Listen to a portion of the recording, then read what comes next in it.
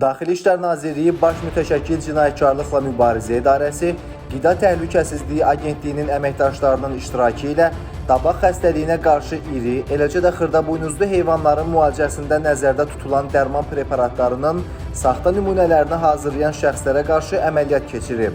Tədbir zamanı qeyd edilən qanunsuz əməllərə yol verən 26 yaşlı Zərbi Zamanov və qohumu 28 yaşlı Rəvan Zamanov saxlanılıblar.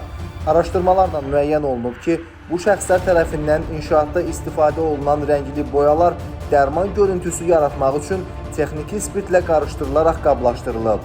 Daha sonra hazırlanan məhlul tabaq əleyhinə dərman vasitəsi kimi satışa çıxarılıb. Onlara məxsus Qaradağ rayonu Lökbatan qəsəbəsində yerləşən sexə baxış zamanı kurslar üsulla hazırlanan saxta dərman preparatları və sair sübutlar polis tərəfindən aşkarlanıb. Saxlanılan şəxslərdən götürülən maddi sübutların ekspertizası zamanı onların tabaq xəstəliyinin müalicəsində effektsiz olduğu müəyyən edilir.